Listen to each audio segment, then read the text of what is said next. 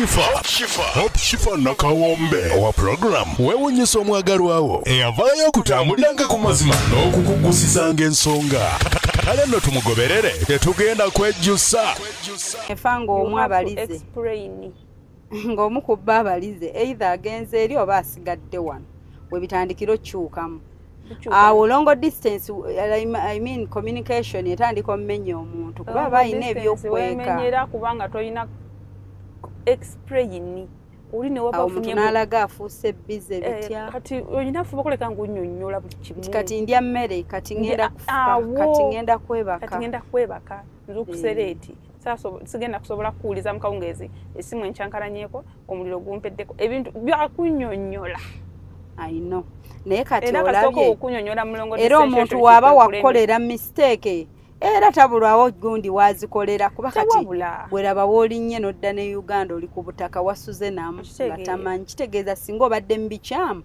oba obimaze oba wabigusizza dda era naye asobola kubanga era alinya najja mu kibuga n'asulayo naddayo kyogamba nti eriyo tasobola bikolera biba bisoboka mu kibuga sesoobera musajja oli yewe ekitiibwa ku kyalo kati waba wakola era nze nkimini ne waba wakola nsobi tasobola gikolera agiteekamu ku transport tasobola ensobi gikolera ku kitundu tasobola alimu kabanda babatya bananda babatya atya Katonda atya Katonda tesirwa abantu naye olwa Katonda wadde empeta tennaluma naye ye ku mutima akimanyi nti tebakiitinga so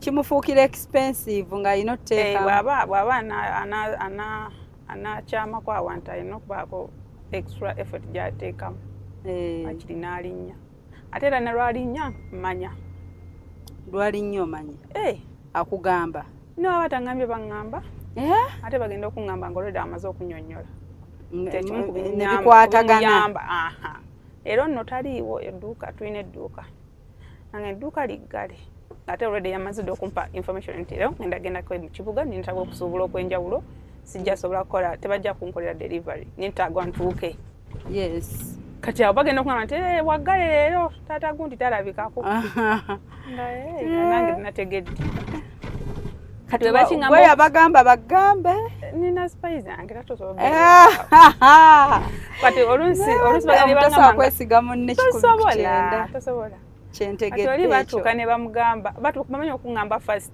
kitaliiwo kati nensitika semunyaga nota nti lunaye lwanneegambira ndabidde n'okugamba mu bwangu naye kyabadde bwe kiti kati tabuweeri butaŋŋamba ayinza noba yakutegeera dda basipaayi be sikyangu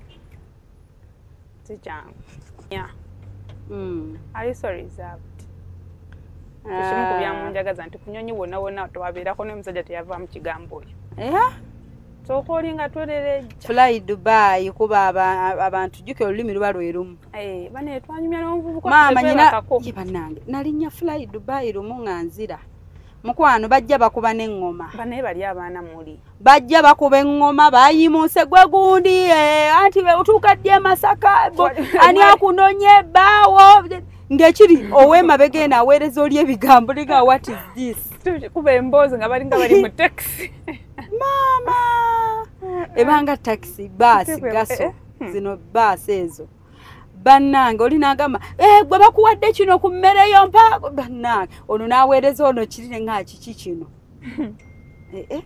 kasooka empulirize oba tagenda vaawo naatera oggwa kati soka weekoleko ne bajja shifa tuwa obufaananyi tukulaba waliwo wano wali egundi bannange soka otunnyonnyole wano wakola oti nogannaye nze nfudde ng'okooye bitya jukira eyo gundi okeera okeera ku kisaawe nze n'ekirala kye nazuula abantu abasinga balina obulamu obulunsi bwa mirundi ebiri kati oba oleo si nti bwa mirundi ebiri oba ki naye nsisobola kati kusanga shifa nga saakoze program naawe nemalaga kugwira bwentyo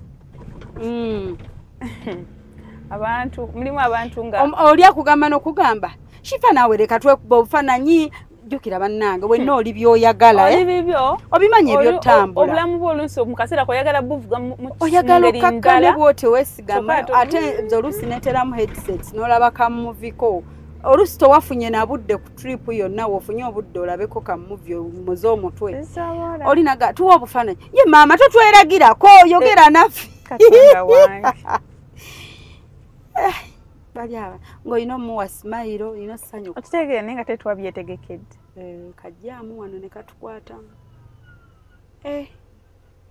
bambi nagikakasa mbadde manyi byakyukamu kavuyo kennyini katogo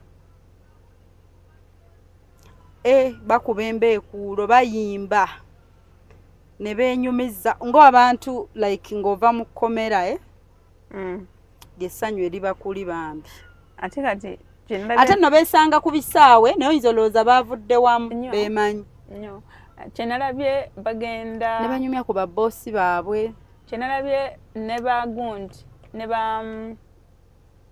bakru bot crew ubajira batya airport crew abo ababeeramu abasinga kati bannayuganda ku fly Dubai ennyo maama nabalabeko abavubuka basatu nga bonna ne Qatar Airways naye nalabako ko abawala abannayuganda nga babiri nabadde bavubuka abalenzi neŋŋamba mu Luganda kati oli amutuma n'amugamba soko onnyotere ku mazzi njaga ku mazzi agokya oyo yamugambye kakati temutugenda tuwa ku muceere namugamba ne tuli mu kugabula kyanca naye nga Luganda lwennyini so airport fly Dubai bwetyo efuuka yakatogo naye bambi nabasaasira ng'ejja namanya nti bagenda kumpa flight 2 nebagamba mugule ne babayalayisa etya temufaayo kikulu ntuuse naye bandintaddemu Air Arabia nandigenze Air Arabia yalayise yalayise einaniro yali eyina tuwe ku 900 olimba naawe baaba ono abona ne balyoka bagipuukinga mpaka mu gwa 7 okakasa kozi naye bafu direct mpaka wano Uganda kubanga nti teva Dubai ku DXB eva Sharjah kati ogirinyirawa Sharjah ku airport ye Sharjah si mu Dubai naye yalayise sigirinyanko mwezo sente nga ntono nnyo ugane tuwe ku 900 olimba naawe shifa omuntu obanga agenda wa obenanga agenda embalala tuwe nga bwoba ogenda Arua n'olinnya w'akanyonyi era bwe kiba ndowooza kwetuwe ku 900 tugaba nange bana bagipuukinga kooli kabuukinga empaka nebagamba nedda naye nga fly Dubai bangi tebaagala girinnya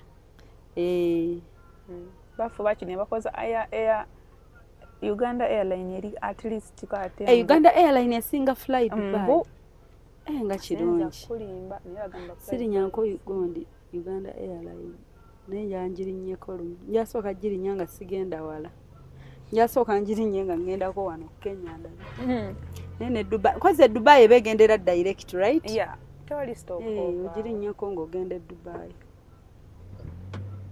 anyway kyeka n'oba weeyongere waloba ogirinnya n'ekugaba ku ndala kirabika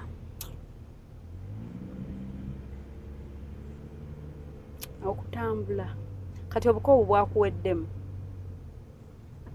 oba oyina essanyu oba tobiwulira bukyanyumanetaka y'akaseera nebakwati newe nasuze nabo babadde tetwebase kiraawo tetwebase n'obukowu nesinabulya mama wangambye yazze yavuddewa mityana awo si wala nnyo si wala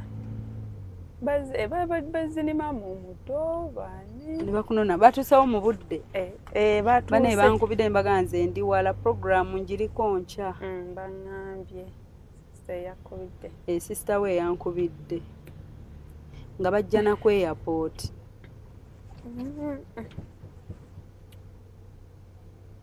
sono bali bangambye mama muleke naye kase wangamba naye kati naye kaafune gundi eyo asanyuke ate ye teyanyumiddwa si wala n'ogusokuse like okunona nze abadde nga yajjako ko kituufu naye okunona nze era yambuzako yeggongwangako bugwi kati naye munaayinako nenzija ku kisaawe okitegeera so it was a good thing ate si wala Mityana gye yavudde nandi manyi yavudde ne Nakaseke gye tulaga Nakaseke ffe tuliyo tubano tukyeyongerayo mu lugendo bannanga olugendo lwa leero ate nga tetugwa mu binnya ye Mukama Katonda bannange kiki kino nga tugwa mu binnya nga mumanya ekikubo kye Nakaseke eno simanyi bayitayo wa noyisa Baale noyisaayo n'ogendera ddala tukyagendera nno ddala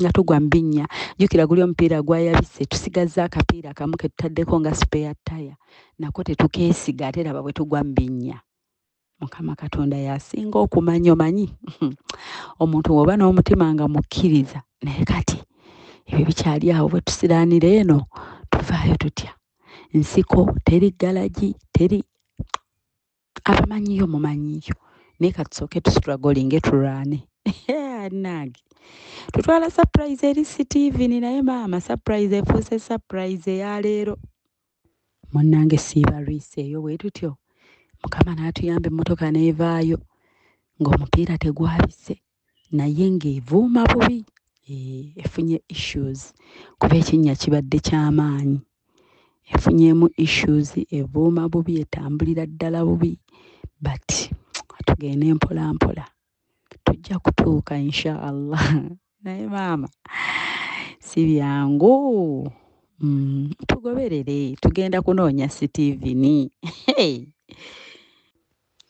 waliwo otuuka nga n'ebigambo bikubuze nga tokyanyumya naye nga client teyatulagirira bulungi omanyi omuntu bw'agamba nti kifo ojja gindi ojja wano eno n'ayogera ekigambo oyinza olowooza olutuuka awo weewo kumbe ogengirira ddala munda n'oweeyongerayo n'ekitundu ky'aggambye n'oyisaawo omuntu ayinza okugamba ojja Nakaseke n'ogamba okay Nakaseke district n'otamanya nti ogikomawa nga takugambye wennyini w'olaga nti we wano naye nga otherwise awo mummanyi sooka n'ennyigamu n'ensirika ebigambo nemba nga sikyabirina nengenda mu mute natuuse nengenda mu mute kasiira gwe nnyega nvuga buvuzi mmotoka ne mute nga bwe naye nga tuba twasimbudde nga tuzze kukola mu bintu by the way mbagambayo kano obugumiikiriza bulungi lwakuba abamu bagamba nti ate waliwo ekisukka nga munnange tubenga bagumiikiriza n'obukkakkamu ekyo kyenkuze nakyo kyentambudde nakyo neera bwe ntyo nemba mukkakkamu naye ensirikawo emboozi nga sikyalina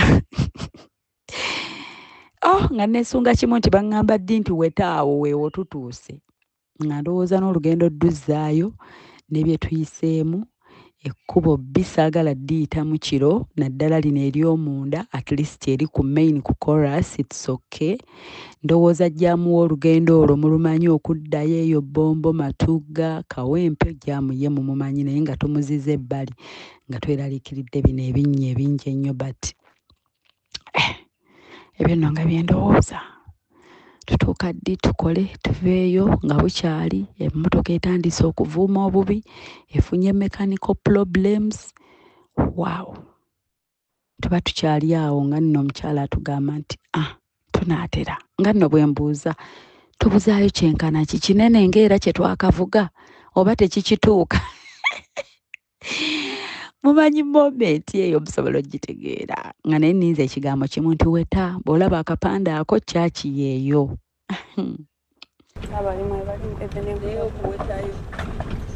owetera wali kyemmanga omukyala watuse wali nga wali akakuba akaweta wano tewaliwo kuba liwetawo wano yeeno batenda kukulaba kutama anti kinagapi nanebuuza batuyitawo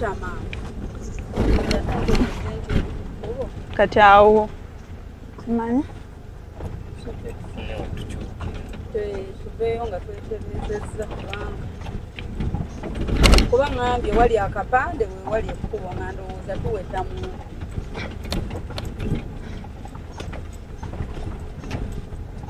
kati obalengedde mwe bali mu evening program so gana kukondozo oyite buyisi muzanganda afulume wali basinga okukozesa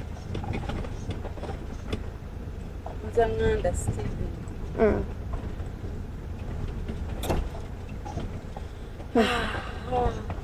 Brada yangambye yagenda oyigiriza evening oba yali maaso simanyi tubasaleko okusazibwa tebali mukuyigiriza sale kade tunabakola tuuke Musa tutandika okukola ono era sitiru agenda baakutamye oleete emmotoka kampaaka akakuliko ogenda kusembeza emmotoka naye era wali weegenderezeeyo otherwise tuba twagala emmotoka etuzze e Kampala nawo si we walungi ennyo bwe tutuusaayo bwe batye tugenda batukola bw'ojja oleeta emmotoka ogisembereze ddala wali okumpi ne kyaki weyabbayi bwe tutuuka ono mujjayo ono bwe tumugirayo ngenda kugamba katulete ebirabo ebirala kati then bw'ateeba ngenda kukubira essimu omuwa obubaka bw'omuwa naye nga tomulaze nti wooli nze ngenda kukuba ssimu naye nkuba ku nnamba ki kubanga eyo eya WhatsApp eyitamu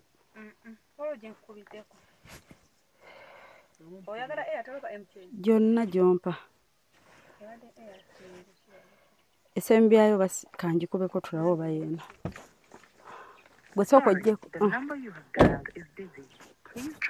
eri bize kyeka naawe onkubira kati nkube ku eyo kati gwe bwe kkubira muwa obubaka ngenda mugamba teeba bw'amala okuteeba waliwo n'omukyala ajja ate ayinza baakumanyi kutama then owo obubaka omanye gwankubira bati nagamba bannaaye ate omuntu ayina enamba yomala naye era still tomanya kati olaba gwe muwa obubaka biggwe bulungi omusiibule kati gwobeere nga takisuubira weŋŋambira mulete ekirabo ekisigaddeyo tusale keeke ogenda okujjira tugende gwe linda tutuuke ne keeke olaba oba waliwo anaagenda gyotangikwate baluuni boyi wamajja ntugende olye keeke si kyo naye oli munyiivu sekako ani akkubye maama wo nkoza ngambye yaani omusajja muzaŋŋanda soka olibuuze bali eryo muzaŋŋanda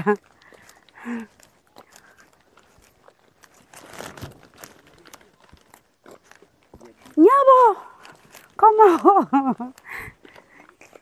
ndi muyita akomewo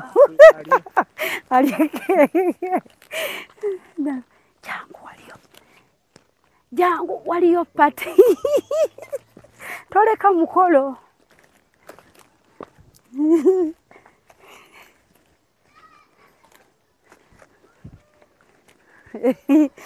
akomye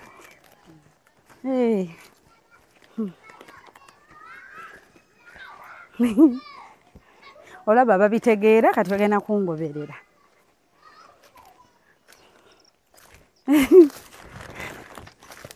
Musa olaba ndoza wogenda oyita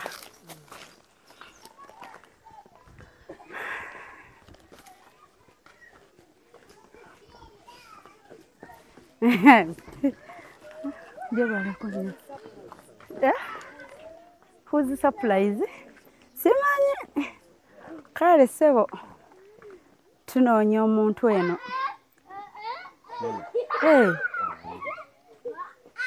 muzaŋŋanda Steven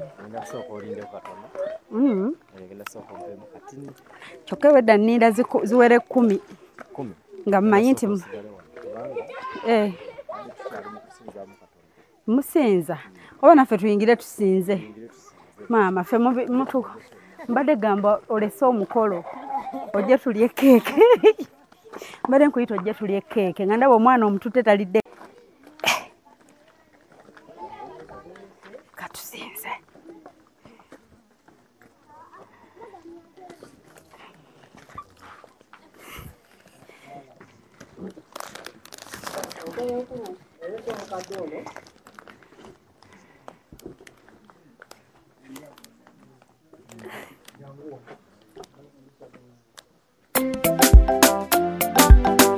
naye zo surprise ataka tazileta hatataka ondinanze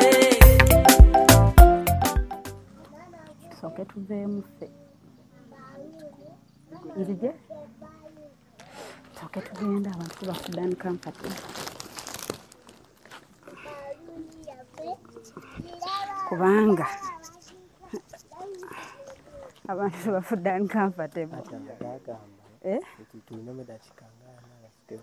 nga nyingi dakiika ana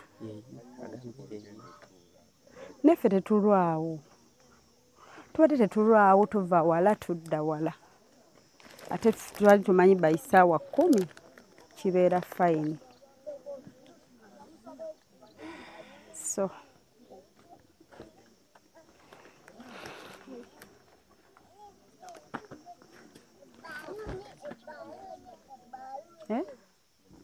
but 40 minutes amene according kuje tudda kiva tujjidde mu ssaawa ezo 10 nga tulowooza ziri fine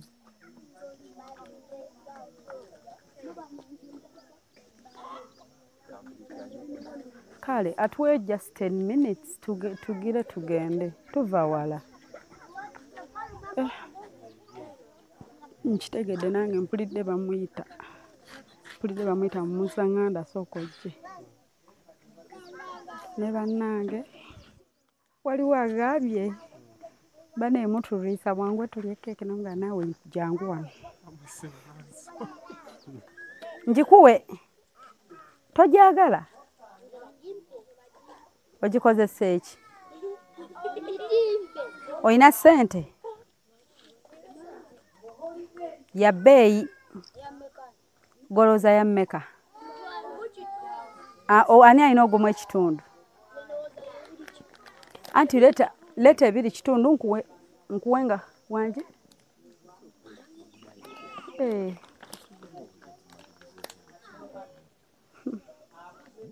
kati otegedde otya nti nze shifa era sibadde actually ekifaananyi kirabidde wali mu motoka edde awo ng'oyitawo ngirabye ng'esibawo kumanyi naye kati tukiwemu obudde dakikanga ziizo kuba tugenda teesaawo mu katono awo singa ateesa atukonsidalinga naffe bannange kasita abagenyi baba balwalumu si lwa everyday once a while nga bagenda tekiba nti kya buli lunaku nti kiba kityo ekibi tulinamu era avudde walanga gwe atajjidde ku ntambula ya piki kati ayagala alina byatuleetedde katono nenyaga aveewo kale omuyitirize naye muba musobola otweyungako eri tubadde tufudde abantu uncomfortable badde batidde kamera whatever naye if you can sit tekirina buzibu kale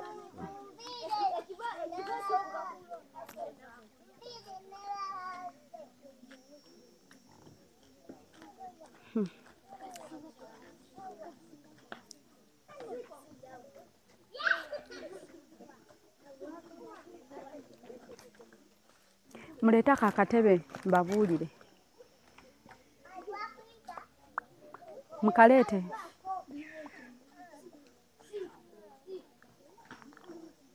mukaleete musatu deka bakaleete bannaye tebaagala ono mukwano gwange kakaleete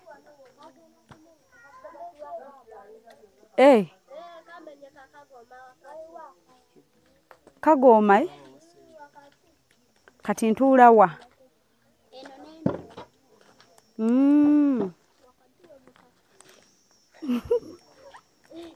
bwe tugwa museka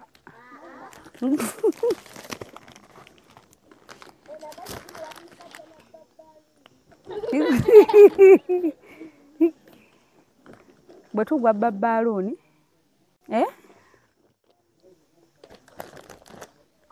adde mu mutto gw'emabega olaba nze bandabye agireeta paakinge wali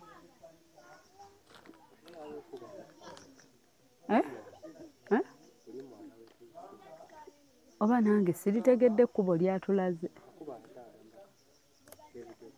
agambye emmotoka weewetaawo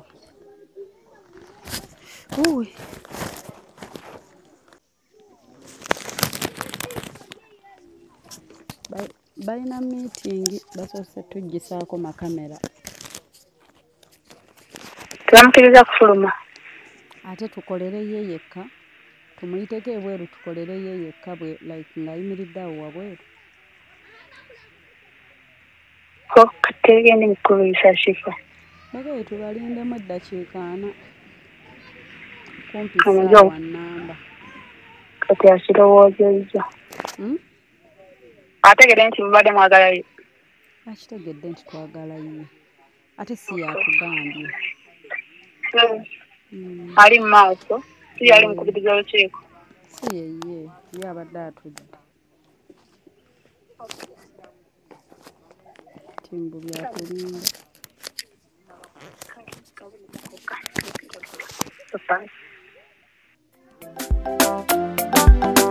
naye zo surprise ataka tazileta hatataka oninanze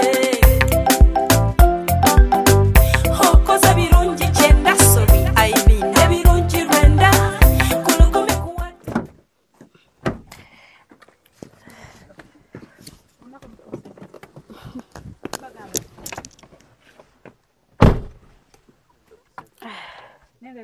aliwo abadde afulumye ali bweru kuki ku muti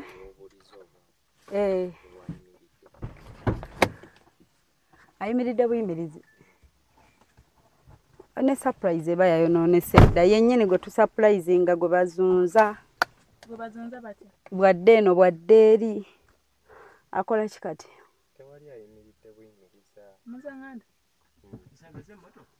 anti muzaŋŋanda ajja laba ono ndowooza mukwano gye tukola tukimanyi gwe kiveeko okufuluma tukole kino kyembadde njagala era kikoze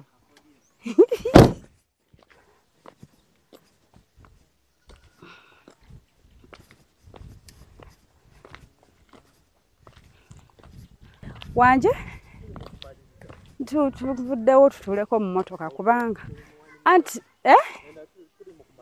ondaba emmotoka bwensensebuse egudde eno kati bwe mpitayo ekiro sigenda mmalako simanyi eyo abantu babandagiridde ne tugwayo mu binnye emmotoka yonna yasensebuse ddanfu kati ngenda kufunira ddala obuzibu bw'entambula ekiro teri omupiira gwayabise kwegamba ndi kaspeya taya ate nako kafu kati nvuga mpola kale kabasembeze wano emmotoka muze emmotoka gisembeze wano Hypex Studios kulwa ebifaananyi ebirungi ne video coverage era nga gwe wenna mukwano yandyagadde okubanga ofuna good memories between n'omwagalwawo oyinza okuba nga gwe memories ozaagala n'omwagalwawo ne mukyalawo oba n'omwami wo nga either oyagala kucelebratinga birthday ya mukyalawo oba ey'omwami wo oba omuntu wo yenna oba boyfriend wo oba girlfriend wo ng'oyagala mu proposingira oba oyagala good memories with your pregnancy n'ogamba nti bannange nze njagala kukola photoshoot yange ng'oli lubuto before giving birth ng'oyagala kukola photoshoot after giving birth ku baby shower kwegamba bakubira ebifaananyi ebirungi bridal shower babikuba ate bakwata videos ennungi y'emikwano ku wedding anniversary oba oyagala kuproposinga eri omwagalwawo oba oyagala kukola anniversary oba gwe kyonna kyonna ky'olowoozaako mukwano benniza okurekomendinga bokka be bakafulu mu kuba ebifaananyi n'okwata videos ez'omulembe nga print enyirira era nga bwe batyo basangibwa Najjanankumbi near Cobbins Hotel ku Busaabala Road era ng'osobola obbakubirako ku nnamba zaabwe ez'essimu ye obasanga ku +256 754 19 24 34 oba n'obasanga ku nnamba yaabwe ya MTN bali ku +256 789 34 3802 sagala gisoma nga nyanguyiriza manyi okuŋashifa ennamba ogisoma ojanguyiriza tetugikopye naye nga yeeyo ku screen bw'obanga mu nsoma yange togifunye tunula butunuzi ku screen yo ennamba y'essimu kweri babayise Hypex Studios bakola ebifaananyi ebirungi. Lero tuno tugenda mu Idi abaagala okukola Idi photoshoot and I'm one of them. Ngenda kukola eyange era mujja giraba. So Hypex Studios. Ate bwe ntyo mikwano nyongera obbajjukiza nti registration eya luutu eno kweno conference egenda kukoma this month kuno omwezi gwe tulimu ye International Empowerment Conference on Healthcare and Medical Sector era nga bategekedde be ba New Afro-Canadian Foundation bategekedde conference e Canada era nga beebo bamukuba enneesiga nti abantu abali genuine mu kutegeka conferences zino n'okukola paperwork ali legit muntu n'otambula n'ogendako e Canada. Conference eno egenda kubeera Toronto, Canada Banquet Hall 237 Sackville. Era ng'egenda kubeerawo ennaku z'omwezi 27 mpaka 28 2025. Yeah, that is June, of course. June 27th up to 28th, 2025.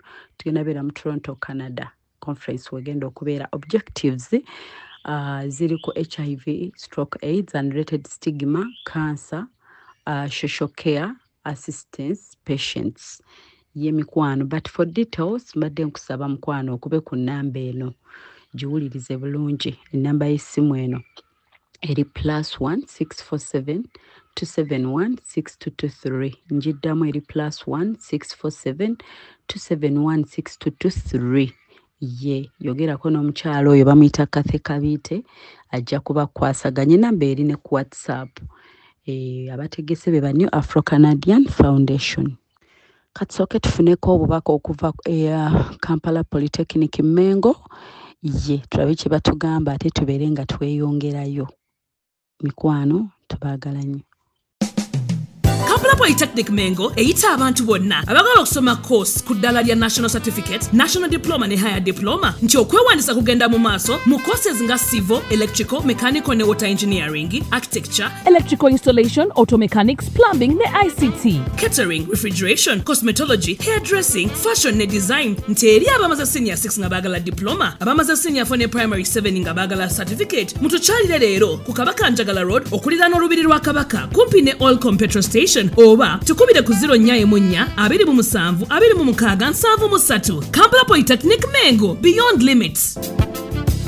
Kyembadde njagala kikoze manye nti nindira ebbanga lyenkana kyeri eddala okitegeera ampadde eddakiika 15.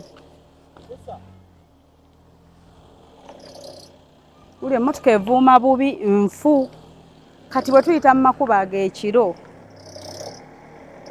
abagenyi abatali balu evuuma bubi ebifu bingi kati simanyi bwenzirayo akapiira tuli ku spare tire yo nfu yonna kati ebadde etonya bannaye museera oli kusuulayo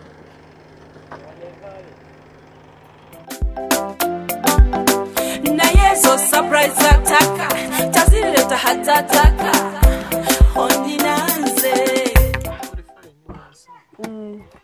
tujeyo ebintu keke n'ekimuli tugende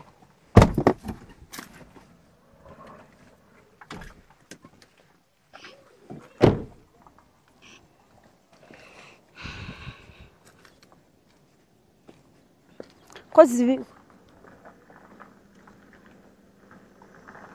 ogamba ki kali akaana mpulidde nga kagamba mami azze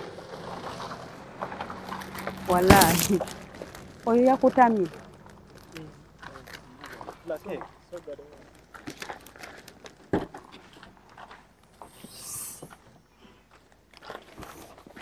kutama wabula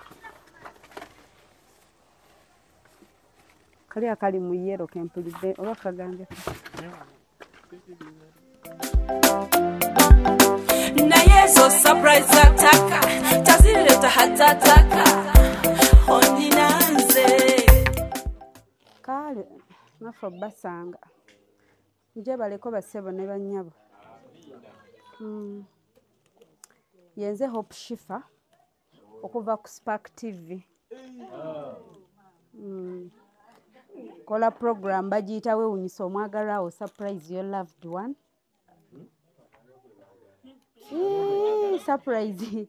Surprise nyini ye yeetegedde dda surprise ezzeemu ki nyini yo n'agitegeera era yeggwe wagitegedde dda surprise pozi otubuulira gy'eva gy'osuubira wanje mwagalwa wo bamuyita ani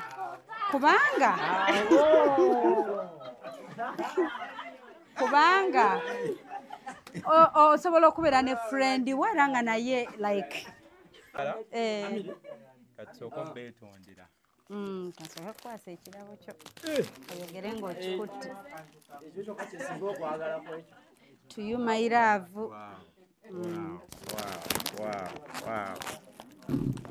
Yeah. Aliwa yono kyanseebeemu nkube essimu ŋŋambe nti nno tutudde naye wano anti era eyinza vugira ku ye kuba alabika ye yantumye akuweeko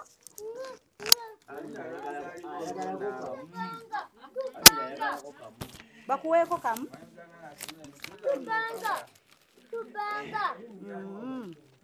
yaani g'osuubira omwagalwa wo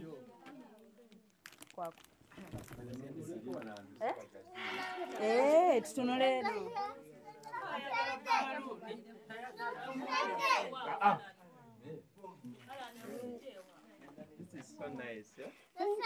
jantuyimire wano bwe bati kubanga ne wano waliwo ekirabo jantuyimire bwe bati tutunule eri ewali kamera ne bano yaani g'osuubira eyatutumye tuvudde nno wala Spark TV eri Kampala ku Serena wala nnyo nno olugendo luwanvu yaani g'osuubira erinnya lye. This is none other than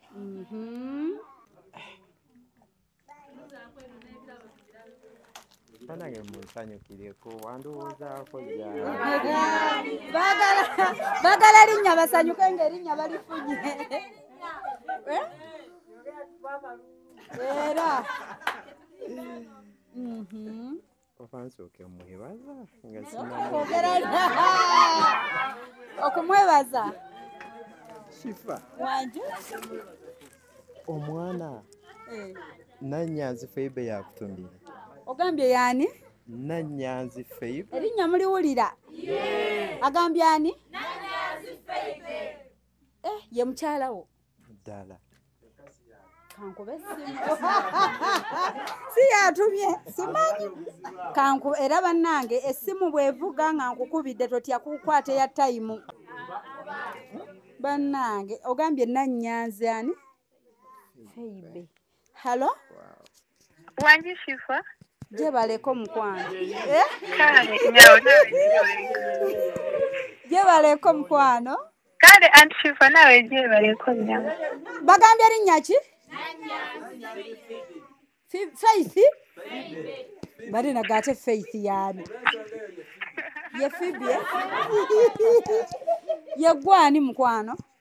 Enza Phoebe Nannyanzi. Aha. Bwewabeddeeyo ng'okubira Shifa. Nkubira Shifa. Nga musabagende surprising omwami wange. Bannange Shifa. I'm so humbled. Tebye emirundi ena. Thank you, darling. Nkutebye emirundi ena. Omuntu gw'obuuza oba akuteebye waŋŋambye oteekawo n'omukono gwo ne bagutemako. Kituufu nze nadde mwesiga nti genzika omubwati. Noŋŋamba Shifa oyo ye nobo naŋŋamba kikole sebo yaŋŋambye kikole bw'otyo lwakuba nti bw'otyo bw'okola shoyo naye owange n'owotandi mugambye ebyombuteeba Sembera wana ekirabo kino nakyo kirinaani. To you my love, Steven. Wow, exactly. Soko omugambe wamma ebigambo.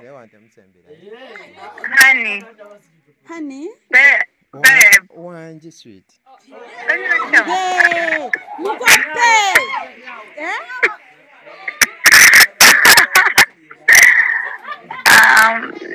Babe. Wanje. Mfano nayagadde kusiimako kubena byokola. Neyanze okusookera ddala. Naye labayo obubaka buno lwaki tobumuwadde nga mmaze okugjayo ekirabo ekiri ekirala nga bimazeeyo. Waliwo ebirabo ebirala. Omuwa obubaka ng'ebirabo bitudde byonna ku mmeeza temulaba? Yes, kubanga kati ebirabo ebimu bizze ate twanjula ebipya ebirala. Baleke ebirabo ebirala lumu. Kale kabamale sweetheart nakuddamu kkubire ng'ekirabo ekirala byonna bitudde ku mmeeza wana tubimwanjulidde. Tumuwe ebigambo bye. Kale mukwano. Kale. Kati munnange. Ne bannange ebintu by'okwagala birungi. Relationship tuwe ku magezi bangi bibalemye. First of all, communication. Communication. No kuba gyali siriyo. Ne gyendi taliyo. Obwesigwa. Abamu nno beekyayo oli atuuka butuusi ku airport. So far it is 2 years down the road. Nga taliiwo. Myaka ebiri muwuliriza abantu beekuuma naye omuntu weba wiiki. So simanyi kyenyinza kukozesa naye ensiimi okuva gyali era nsaba Mukama ayongere okumuwanirira mu byakola as well as me. Kale ekirabo kyekyo.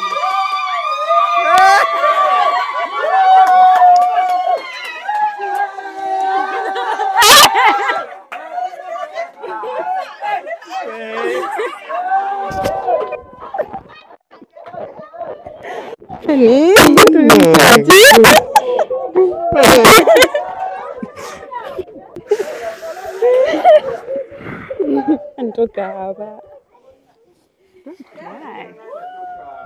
Ali mukukaba.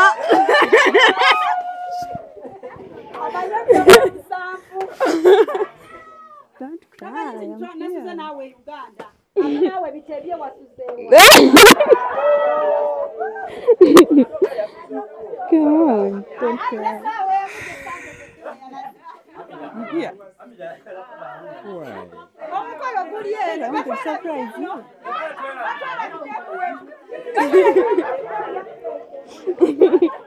I want to surprise you, honey. But thank you. Why? Don't cry. Don't cry. Don't cry.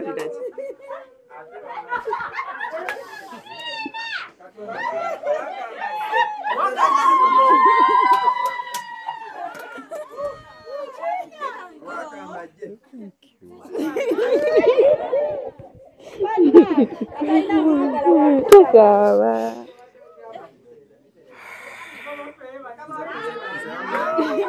Waspaka nkwata muno wa surprise.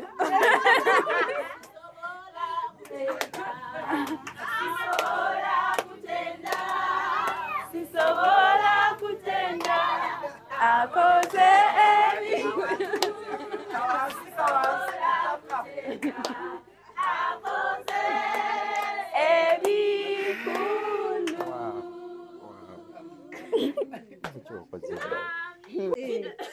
Baba bawe ke baagala mubagamba kayimba ke mwagala bakabayimbira Kayimba. Ekiki akonga kaduulira ate bafa abatayimba Teo abanaku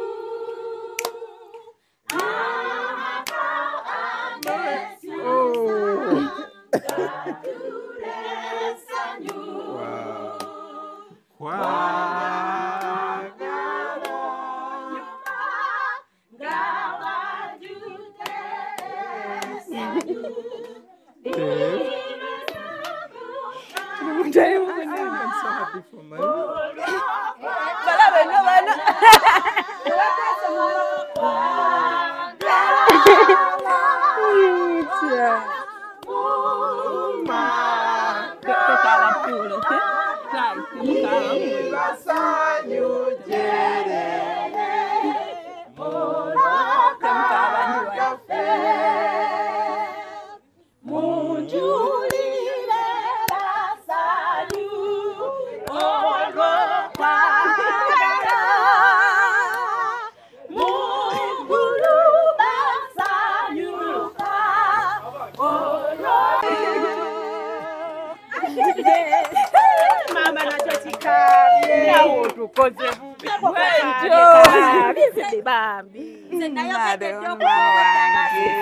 abanyumize byagize bitya kyatandise kitya mubuuze buli kyoyagala omubuuza ate nze nkubuulira yatuuse Uganda ggulo kati akunnyonnyole gye yasuze ndi mu kampu oli mu desert ne tumala bwe tujjako data bwe tumuzzaako wuuyo mugambe njagadde ebigambo bimwegambire ng'omuli wezita okulowooza ku kino kubanga nkwagala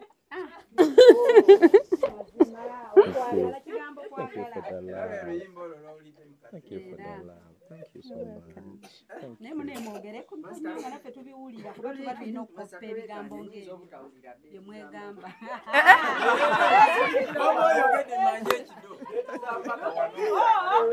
olina kyokyogerako ekyembaga 227 balinga ababadde emboozi gye tuzze tunyumya wanti nze nga nalonze edda ne gawuni gy'onaayambala alaba fulo agi eya agi anti yo sister naye nga ye teyenyenyezaamu wadde oba abadde amanyi nti wooli kabali amanyi waneeno badde sikisuubira andi miti andi kampala wano How did she travel? Nze maje nakutuma bega nyingi nakikukweka nakinkweka wanje osazeewo omulimu gufe akasitaye waali kikigwe sitaye waali naye nga kikuyisiza kitya bana so grateful obadde nno bwe twagamba surprise neyonoonese naye kasa tulina gye tulina mu mmotoka gy'atamanyi kati bw'otuyise tujje ne tugamba omanyi omuntu okugamba omugendo surprise nga yabeeyitira ne mugamba kutama tusembeza wali emmotoka n'alya cabbage komando mbadde sikisuubira ofulumya n'ojja mu muti naye ntuma omwana gw'olabya addayo mu mmotoka ne mugamba amulengera mugamba akutame omusana gumwokyereza omwo mbadde sisobola nakirowooza nako naye nga okikuyisiza kitya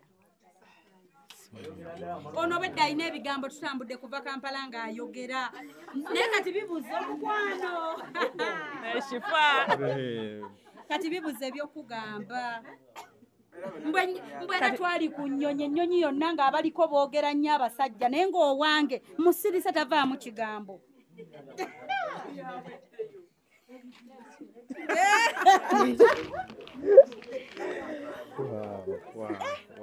ne kati ogenda mukola otya gwe gwe tuzzaayo kifa ebyo biteeko tobyogerako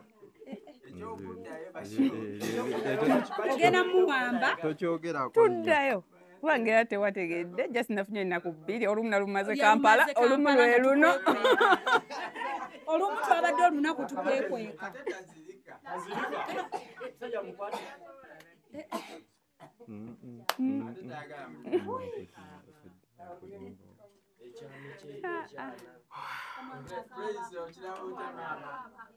ebigambo bikuweddeko tusale keeke tusaleke kati bikolwa kale tulage kubikolwa mwami wabandi wamma olinayo obugambo bwa bebi wo mukole nte embawadde haga Sanyu.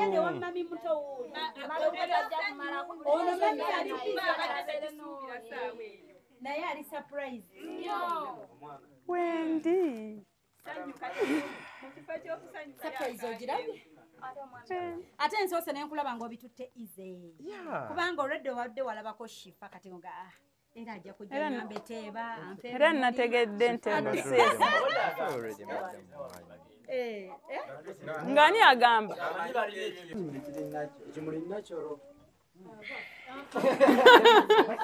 ekimuli yesi nakyo so munnange omwagalwa oyo gwolaba mukyala wo akwagala nnyo akutrustinga tafunangako wadde kwemulugunya mu distance gyali naawe wadde akulowooleza ekisooka ye agamba mu bulamu talabanga musajja yewa kitiibwa nga ggwe omusajja atya okuswala ayina ekyo omuntu akulaga nti ayina ekyokufiirwa bimulemye naye wamaze emboozi zadanyumiza omuntu bw'angamba kyayagala okukola nkubuuza lwaki oyagala okikola those special things ate namwe mubyetaaga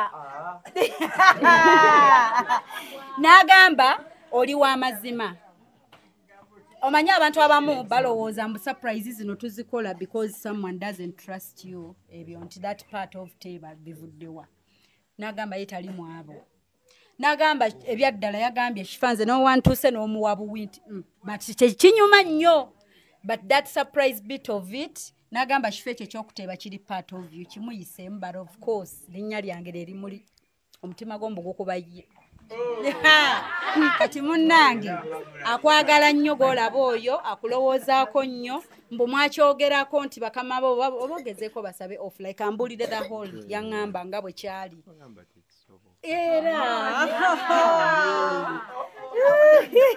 nekimala nekisoboka but nga yagala okuyisa mu kya surprise naawe okifiiringe bajja tusooke twebaze mukama olwakino so jakukako wansi tufuna okusaba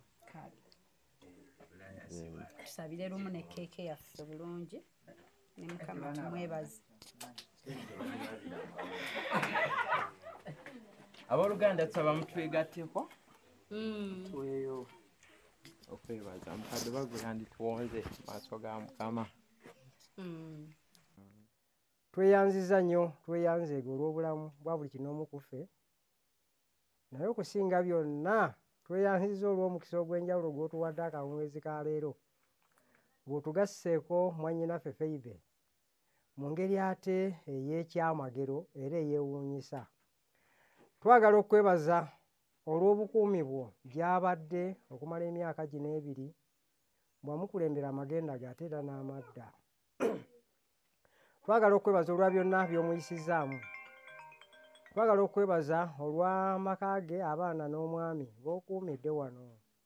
Katonda waffe tukwegayiridde okusaba kwabwe enteekateeka zaabwe n'ebirowoozo byonna ne pulaani ze balina Katonda waffe ozibaweeremu omukisa.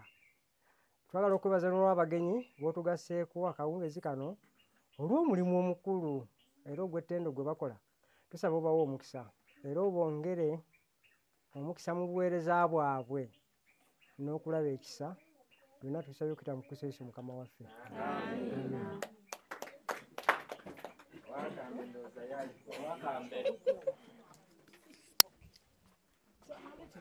Batuleetere kabireeti. Batuleetere akabireeti. Tusabe ekibiriiti. Okay, tweyanziza. Akyamubuuza nno nti ebyaddala ogenda byakubuuza. Byebyo ddala wendi. Tukatukuweeyo nga nnaku 3.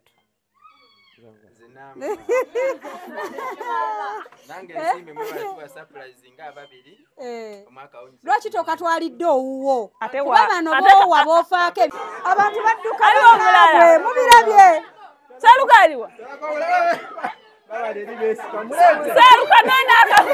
abantu badduka bannaabwe nga byampaka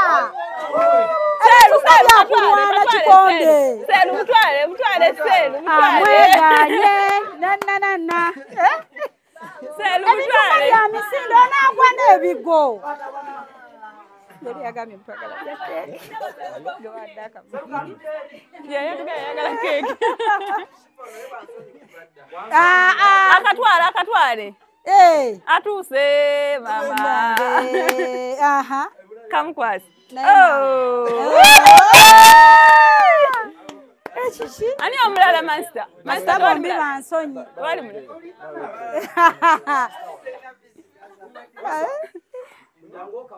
Ekishigwe. Ye tumuwe kyonna. Nedda abadde anyuma n'akitwalira bwe bati. Nekinyuma. Wala. Ndokimuli ky'abaani.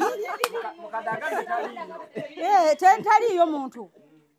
Ekiteeza sirinze. Ekibiriti kibuze. Ekibiriti. Okay, tweyanziza omulungi atulaba ku sowaani endala. Omulungi atulaba ku Spark TV program Ensomwagalawo surprise your loved one bwe tuba buli lwa Sunday ziba saa 12 n'ekitundu ku wano wokka nga twewuunyisa abagalwa baffe. Tubaagala nnyo mwenna mwebale tutuma mwebale tukkiririza mwebale kwagala mwagalwawo. Singa tomwagalwa bya ddala sitaate twandibedde eno olunaku lwa leero. So tweyanziza mwenna abatukiririzaamu. Thank you so much. Nyongero bajjukiza nti abateekamu ssente babayita Park and Go Tours and Travel bali awo ku Entebbe Road. Yes. Aba Park and Go Tours and Travel. Abo nno kati nga bwe mugenda okwefumbirwa soon babategekera honeymoon mu nsi yonna gye mwagala okgenda. Abagala ogenda America, Canada, abagala ogenda Middle East, Asia, n'abagala bafunira emirimu mwenna babayise Park and Go Tours and Travel. Enamba zaabwe kweziri ku screen bakooneko berenga ate bakikwasaganya. Ate bwentyo nyongero bajjukiza nti waliwo betuyita Hypex Studios ate abo bebokka abakwata emikolo gyonna egy'omulembe bifaananyi photoshoot era nga abagala nayawo ku Busaabala Road najja Nankumbi near Cobbins Hotel. Nabo bekwate babere nga ate bakuba ebifaananyi by'omulembe namba kweziri ku screen y'emikwano. Kampala Polytechnic Mengo eyita abantu bonna abagala okusoma course ku ddala lya National Certificate, National Diploma ne Higher Diploma nti okwewandisa kugenda mu maaso mu courses nga Civil, Electrical, Mechanical ne Water Engineering, Architecture, Electrical Installation, Auto Mechanics, Plumbing ne ICT, Catering, Refrigeration, Cosmetology, Hairdressing, Fashion ne Design nti eri abamaze Senior 6 nga bagala Diploma, abamaze Senior 4 ne Primary 7 nga bagala Certificate mutukyalire leero ku Kabaka Njagala Road okuliraana olubiri lwa Kabaka kumpi ne Allcom Petrol Station oba tukubire ku 0-4-2-27-26-73. Kampala Polytechnic Mengo, beyond limits. So bwetyo tugenda sala keeki yaffe eno to celebrate love. Si birthday. Era temulaba TV ne mugamba bannange Steven teyatuyise ku birthday ye badde si birthday. Birthday yagwa mukaaga. Ate nga baby wakomawo gwa 7. Obadde omulinda gwa 7. This is a big surprise. Mucha alina bingi ebyokunyumya kyovola bakatubanguyize mugende. Alina ebibuuzo bingi. Kamuna wano nti musirise. Emboozi egenda kujja. Ekibiriti kiriwa bambi musaleeti. Amasiri musirise. Okay. Amasiri keeke eno kubanga abantu bagirinze dda. Okay. Kale tukwate akambe tubale. 3, 2, 1, 0.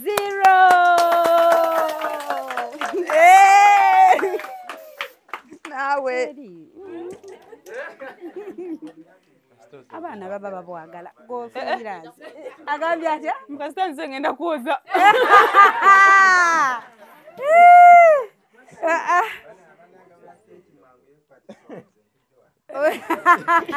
Abagabula tukwanguyize. Sala. Kale. Kamusalye salye kagabule. Shifa asale gogabule.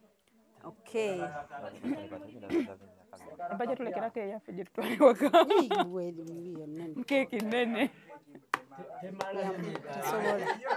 Katankula genti nsala na binene. Wabule no ye bweganira. Tesobola. Nga sije nkoze. Gabula abo. Tandikira kumuwane. Ate lwaki obayisa.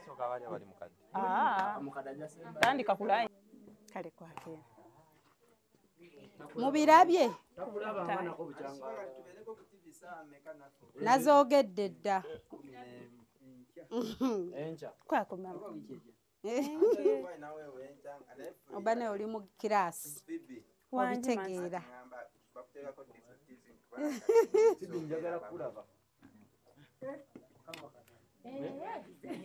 No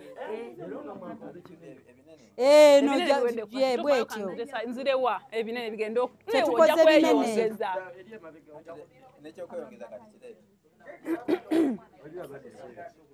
wali abali ebweru waliyo Manchester jako ekinene nga butali kubanga singa kikuyitako kiyinza obutadda nze ndaba beebo bawudde onaga omwana omuwala Manchester makadde ng'ogyeko kati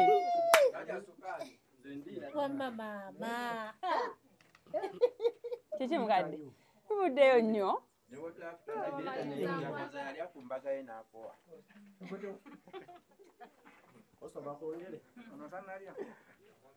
Lydia weeyongere teri bali bweru sikyo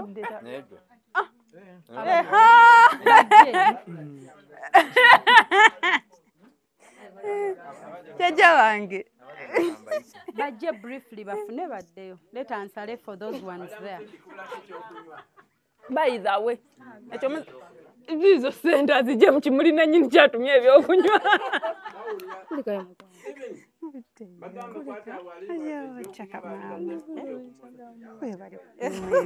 kulabirira olabiridde omusajja ene sowaani yaffe bagamba era ndowooza ene bamala olina okakasa nti afunye kyaki